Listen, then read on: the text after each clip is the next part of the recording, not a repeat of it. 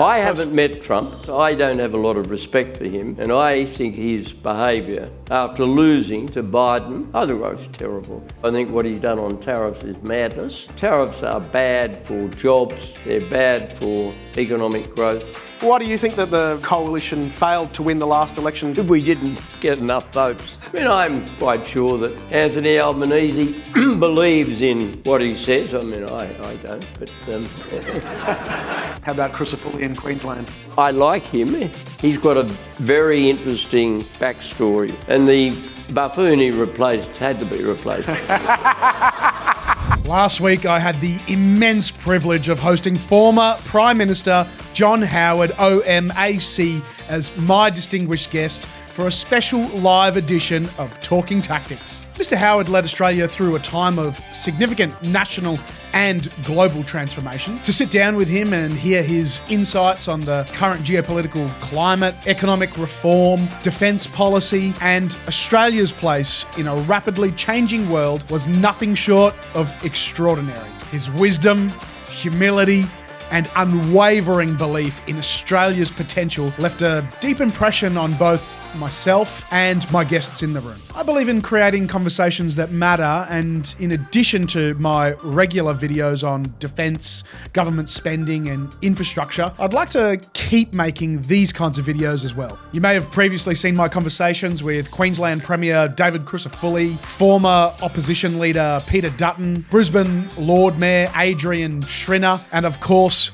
Bob Katter, and a number of other Australian business leaders. I've linked those in the description down below. This video is an abridged version of the interview. The full clip is over an hour long, and I've uploaded it to Spotify and Apple Podcasts. I've linked that in the description down below as well, and I encourage everyone to go and listen to the full uncut interview, because there are some absolute gems and pearls of wisdom in there from the former PM. If you enjoy this video, please leave a like and subscribe to the channel, and let me know if there's someone else you would like me to have a conversation with, and I may try and tee them up for an interview. I'm Mel Pikos, and today we're talking tactics.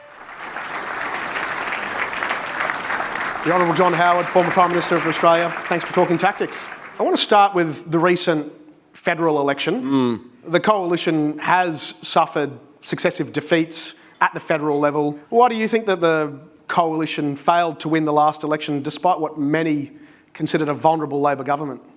Well, apart from the obvious, we didn't get enough votes. Pretty obvious, but look, I think there is a streak of give him a go in the Australian community. And generally, what I think happens is that people look at a government that's just been elected. Obviously, they weren't impressed. But they thought to themselves, after a lot of hesitation, we haven't seen enough of what the opposition wants to do, so we'll give this bloke another term. I think that was the thinking. On top of that, I think the coalition made a number of big mistakes. I thought that work from home thing was stupid. And we reversed it. I mean, we just didn't seem to know what we were doing. And generally, I don't think they displayed their wares enough.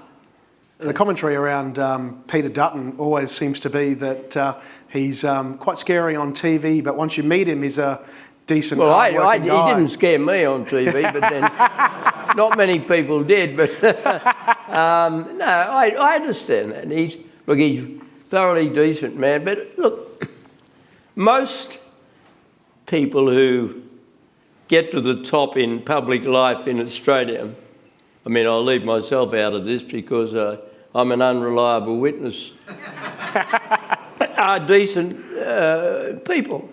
Yeah. I mean, I'm quite sure that Anthony Albanese believes in what he says. I mean, I don't, but I mean,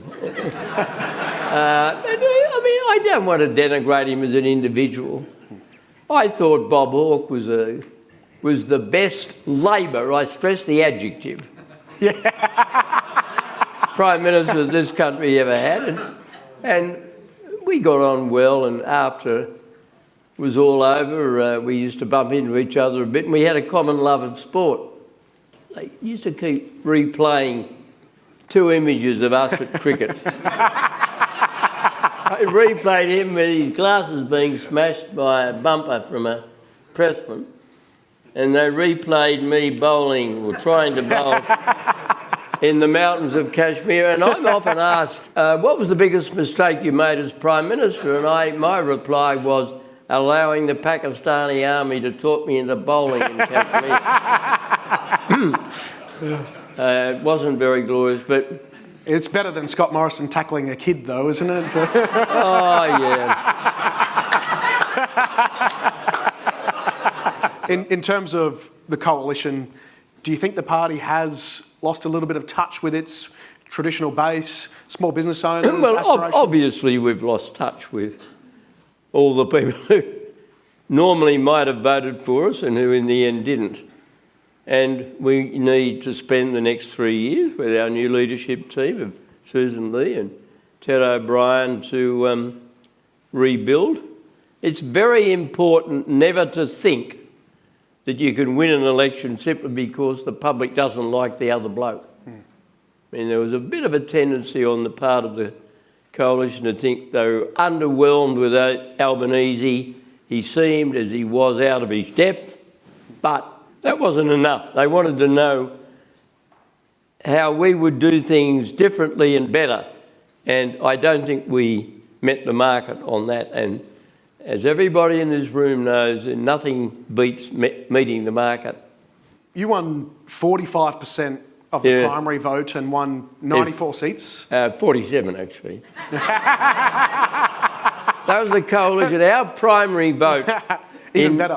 In 1996, the combined Liberal National Party was about 47. And I know what you're going to say. Now it's down to the low 30s. And the same thing with the Labor vote. Well, I was actually going to say 34% is what Albanese got and won the same number of seats as what you won. So I guess my question's probably more around preferential voting because Bill Shorten received more votes in 2019 than Anthony Albanese just did, and he won obviously on a landslide with such a reduced number of votes. Does the preferential voting system need a rethink in this country? No, I don't think so. I mean, people can rethink it if they wish. I think preferential voting is better than first past the post.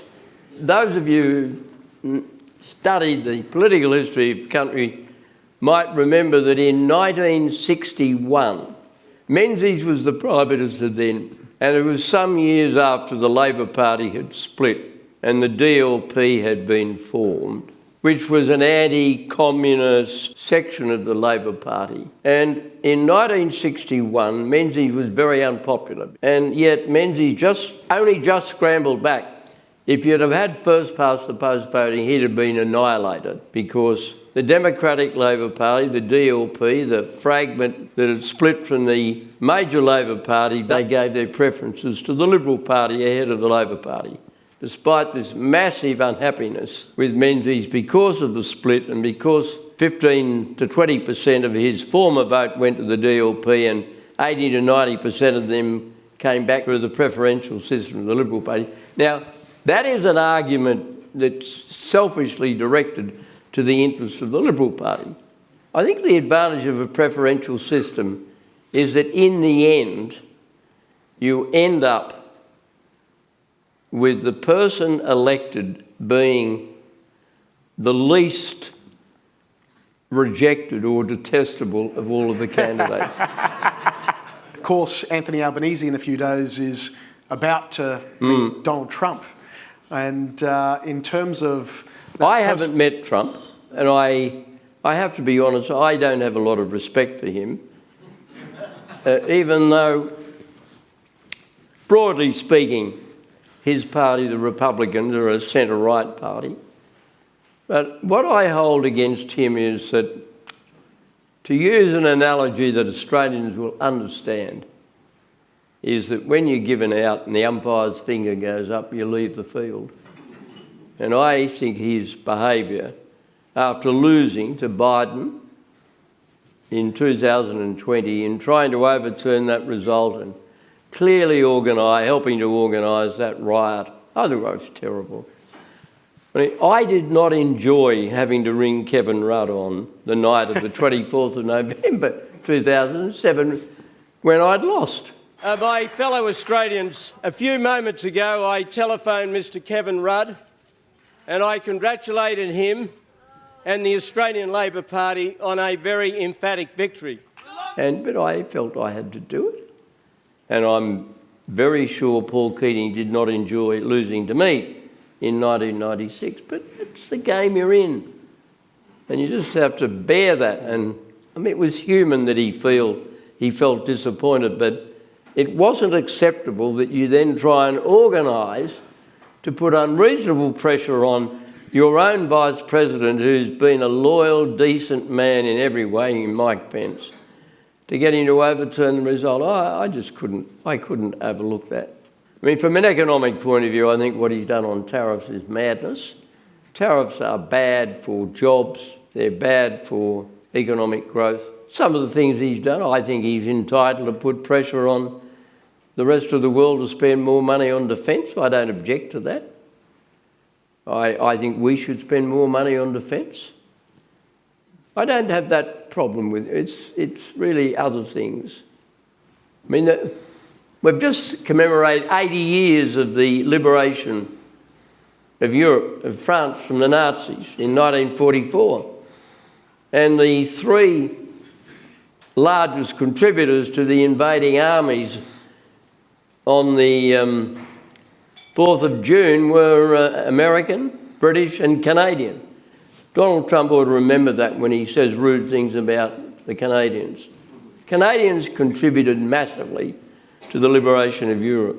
They contributed, and I think for him to patronisingly and gratuitously talk about them becoming the 51st state is just so insulting. You don't insult people who've been in the trenches with you.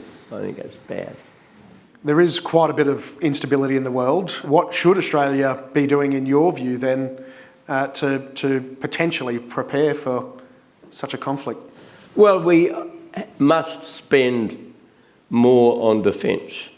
And that is because it's in our own interest to do it. Countries that have got strong defences are respected. But I don't want this country to be unnecessarily exposed to attack. And we can't just rely on the munificence of America to save us. Again, you can't do that. Switching topics to net zero, China has said that they'll get there by 2060, India by 2070, America has abandoned it, Australia's saying we'll get there by 2050. Of course, since adopting that... You believe in fairies too? Well, since adopting that policy, the coalition has suffered 2 successive defeats. Is it time for a rethink on net zero? Well, I don't think we lost because we weren't aggressive enough on climate change. I have to confess, an increasing sceptic about the whole climate change argument. There's something difficult, as far as I'm concerned, with the notion that Australia has 400 years of coal reserves. We have almost limitless amounts of gas. We have 38% of the world's easily recoverable uranium reserves, and we're busily trying to get rid of the economic benefits of those commodities. I mean, I'd like to believe that tomorrow we could get all the electricity we need from existing arrangements, and I don't think that's going to happen. I thought the most courageous thing that Peter Dutton did in the last campaign was to argue for nuclear power as a source of generation. I believe in nuclear power, and I think increasingly the Australian public will accept it. I mean, it just seems so obvious that we are allowing the ambition to run ahead of the capacity and the reality.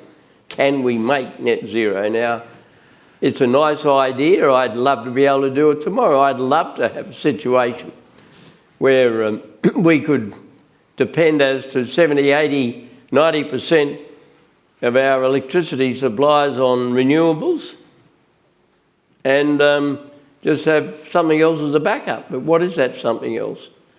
And do we get rid of the something else before we've got the renewables? I don't think so. One of the priorities of the Albanese administration has been to reform superannuation. Yeah. Of course, capping it at $3 million, no indexation, taxing unrealised gains. Well, I think taxing an unrealised gain is a new form of theft.